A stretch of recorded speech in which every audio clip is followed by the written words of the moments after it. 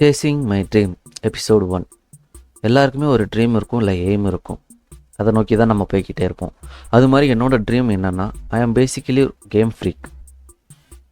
First browsing சென்டரில் போய் game விளாண்டேன். அதுக்கப்புறம் நோக்கியா மொபைல் வாங்கினேன், அதுலேயும் கேம் தான் விளாண்டேன்.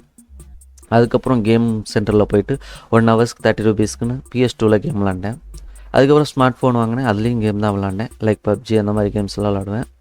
அதுக்கப்புறம் PS2 சொந்தமாக வாங்கி வீட்லேயே விளாண்டேன். இந்த வீடியோவை நீங்கள் இப்போ தான் ஃபஸ்ட் டைம் பார்க்குறீங்கன்னா நம்ம சேனலை சப்ஸ்கிரைப் பண்ணிவிட்டு பெல் ஐக்கான் ப்ரெஸ் பண்ணிட்டு ஆலில் போட்டுக்கோங்க. என்னோடய சின்ன வயசுலேருந்து அதிகமாக ட்ராவல் பண்ணுறது இந்த கேம் தான். So I decided to my aim as a become a live streamer. Live stream பண்ணுறது ஒன்றும் ரொம்ப ஈஸியான விஷயம் இல்லை. ஏன்னா பிகாஸ் அது கொஞ்சம் எக்ஸ்பென்சிவானது. கேமிங் பிசி வாங்கணும், அதுக்கப்புறம் மானிட்டர் வாங்கணும், கீபோர்டு வாங்கணும், மவுஸ் வாங்கணும், இந்த மாதிரி நிறைய ஐட்டம்ஸ் அதில் இருக்கிறதுனால ஸோ நான் என்ன நாம் ஏதாவது ஒரு ஜாப் பண்ணிவிட்டு அதுலேருந்து கொஞ்சம் கொஞ்சமாக வர அமௌண்ட்டை சேர்த்து வச்சு இந்த இது பண்ணலாம் அப்படின்ட்டு யோசித்தேன். அதுக்காக தான் நான் ஜொமேட்டோ சூஸ் பண்ணேன். நான் ஜொமேட்டோ ஓட்டிகிட்டே கொஞ்சம் கொஞ்சமாக அமௌண்ட் சேர்த்து வச்சு கேமிங் பிசி பில்ட் பண்ணலான்னு இருக்கேன். ஸோ என்னோடய ப்ராசஸ் அண்ட் எய்ம் கரெக்டாக இருந்துச்சுன்னா என்னோடய சேனலை சப்ஸ்கிரைப் பண்ணிவிட்டு எனக்கு கொஞ்சம் ஹெல்ப் பண்ணுங்கள். அப்படியே உங்களோட எய்ம் என்னென்னு கமெண்டில் சொல்லுங்கள், நானும் தெரிஞ்சுக்கிறேன். இதுதான் என்னோடய ஃபஸ்ட்டு ஆர்டர் பிக்கப் பண்ணிட்டேன் ஃப்ரெண்ட்ஸ். ஃபஸ்ட்டு இதை போய் டெலிவரி பண்ணிடுவோம். நான் பண்ணுற எல்லா டெலிவரியும் இந்த வீடியோவில் அவங்க காட்ட போகிறது இல்லை. பிகாஸ் வீடியோவோட லென்த்து அப்புறம் உங்கள் டைம் வேஸ்ட் பண்ண விரும்பலை. ஸ்டார்டிங்கில் பண்ணுற சில டெலிவரி மட்டும் வீடியோவில் காட்டிட்டு என்னோடய 2 டே ஏர்னிங்ஸ் என்னன்னு சொல்கிறேன். ஸோ ஸ்கிப் பண்ணாமல் வீடியோ ஃபுல்லாக பாருங்கள். பார்த்திங்கன்னா திண்டுக்கல் ஜோனில் தான் ஜொமேட்டோ ஓட்டிகிட்ருக்கேன். நார்மலி பார்த்திங்கன்னா சண்டே மட்டும்தான் நம்மளுக்கு இந்த மாதிரி ஆஃபர்ஸ் கிடைக்கும். இது வந்து இன்சென்டிவ். இது பார்த்திங்கன்னா உங்களுக்கே போட்டிருப்பாங்க. அதிலே இந்த ஜொமேட்டோ ஓட்டுறாங்க எல்லாருக்குமே தெரிஞ்சிருக்கும். கிக்ஸ் டார்கெட் இன்றைக்கி வந்து 9 கிக்கு கம்ப்ளீட் பண்ணணும், இத்தனை ஆர்டர் முடிக்கணும் அப்படின்னு சொல்லி கொடுத்துருவாங்க. அத்தனை ஆர்டர் முடிச்சா தான் நம்மளுக்கு இந்த அமௌண்ட் 200 வந்து இன்சென்டிவாக வரும். இதோட டைமிங் பார்த்திங்கன்னா காலையில் 7 to நைட் 12 o'clock வரைக்கும். சில கண்டிஷன்ஸ்லாம் கொடுத்துருவாங்க. அதாவது இந்த மாதிரி ஒரு ஆர்டருக்கு மேலே டினைல் பண்ணக்கூடாது, அதாவது கேன்சல் பண்ணக்கூடாது. கிக்ஸ் வந்து ஒரு கிக்கு மேலே இன்கம்ப்ளீட் ஆகிருக்கக்கூடாது. மினிமம் 10 ஆர்டராக கம்ப்ளீட் பண்ணியிருக்கணும். மேக்ஸிமம் இவங்க கொடுக்குற ஆர்டர் டார்கெட் எவ்வளோன்னு பார்த்தீங்கன்னா இன்றைக்கி கொடுத்துருக்க டார்கெட் வந்து 18 டார்கெட் கொடுத்துருக்காங்க. அவங்க ஒரு குறிப்பிட்ட டைம் கொடுத்துருக்காங்க. அந்த டைமில் நம்ம வந்து இந்த 12 to 3 2 hours 40 minutes வந்து நம்ம லாகின்ல இருந்திருக்கணும். அதே மாதிரி நைட்டில் பார்த்தீங்கன்னா 6 to 11 கொடுத்துருக்காங்க. அதில் வந்து 3 hours 30 minutes லாகின்ல இருந்திருக்கணும். அதே மாதிரி நம்ம நார்மலாக செல்ஃபீஸ்லாம் எடுப்போம். டிஷர்ட் பேக்லாம் யூஸ் பண்ணிகிட்டு இருக்கணும். செல்ஃபீஸ் வந்து மிஸ் ஆகாமல் இருக்கணும்.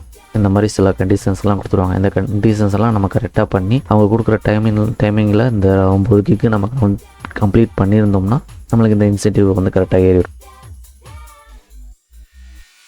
அடுத்து பார்த்திங்கன்னா கோல்ட் ஸ்டார் பிரியாணியில் தான் ஆர்டர் வந்திருக்கு. அது பார்த்திங்கன்னா 50 rupees. இந்த ஆர்டர் நம்ம டெலிவரி பண்ணி கம்ப்ளீட் பண்ணி முடித்தோம்னா கிடைக்கும். இது நான் இங்கேருந்து 2.5 கிலோமீட்டர் போய் பிக்கப் பண்ணணும். அதுக்கப்புறம் ட்ராப் பண்ணுறதுக்கு ஒரு 4.5 கிலோமீட்டர் போய் ட்ராப் பண்ணணும். ஓகே, ஃபஸ்ட்டு நம்ம போய் ஆர்டர் பிக்கப் பண்ணுவோம். அடுத்ததாக பார்த்திங்கன்னா மல்டி ஆர்டர் தான் வந்திருக்கு. இது பார்த்திங்கன்னா ஃபஸ்ட்டு போய்ட்டு ஒரு லொக்கேஷனில் போய் பிக்கப் பண்ணணும். அப்புறம் இன்னொரு ரெஸ்டாரண்ட்டில் போய் பிக்கப் பண்ணணும். பிக்கப் பண்ணிட்டு ஃபஸ்ட்டு ஒரு பிக்கப் பண்ணோம்ல அதை கொண்டு போய் ஒரு கஸ்டமர்கிட்ட கொடுக்கணும். திரும்பி 2வது பிக்கப் பண்ணதை இன்னொரு கஸ்டமர்கிட்ட கொடுக்கணும். பட் இதில் மட்டும் கொலாப்ஸ் மட்டும் ஆயிடக்கூடாது. ஃபஸ்ட்டு பிக்கப் பண்ணதை செகண்ட் கஸ்டமர்ட்டையும் செகண்ட் பிக்கப் பண்ணதை ஃபஸ்ட்டு கஸ்டமர்ட்டையும் கொடுத்துட்டு அந்த மாதிரி மாற்றி பண்ணிடக்கூடாது. ஏதோ பரவாயில்ல, இந்த மாதிரி டிப்ஸு யாராவது சில பேர் தான் போடுறாங்க. இப்போல்லாம் முன்னாடி டிப்ஸு கொஞ்சம் அதிகமாக வந்துட்டு இருந்துச்சு. இப்போ டிப்ஸு வந்து ரொம்ப கம்மியாகிடுச்சு. காலையில் நம்ம 10 மணிக்கு நம்ம ஆன் பண்ணிட்டு இப்போ நைட்டு 10 o'clock ஆகிடுச்சு. நைட் 10 o'clock வரைக்கும் நம்ம எவ்வளோ ஆர்டர்ஸ் பார்த்துருக்கோம்னா மொத்தம் 26 ஆர்டர்ஸ் பார்த்துருக்கோம். அதில் ஏர்ன் பண்ண அமௌண்ட் எவ்வளோன்னு பார்த்தீங்கன்னா 1390 ஏர்ன் பண்ணியிருக்கோம் இன்சென்டிவோடு சேர்த்து. இது பார்த்திங்கன்னா காலையிலேருந்து நம்ம ஓட்டு அந்த கிக்ஸ் ஓடுது. 9 to 11 இவ்வளோ ஏர்ன் பண்ணியிருக்கோம், 11 to 12 இவ்வளோ ஏர்ன் பண்ணியிருக்கோம், 12 to 2 o'clock கிக்கில் இவ்வளோ ஏர்ன் பண்ணியிருக்கோம் அப்படின்ற அந்த லிஸ்ட்டு இது.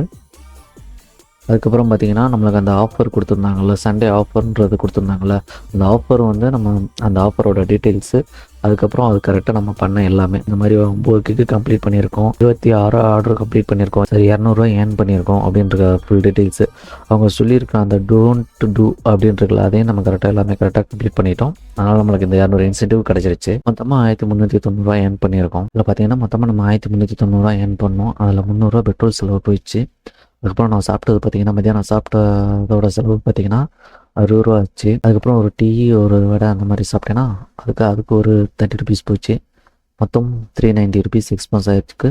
மொத்தம் நம்ம சம்பாதிச்சது சண்டே பார்த்திங்கன்னா 1000 rupees சம்பாதிச்சிருக்கோம்.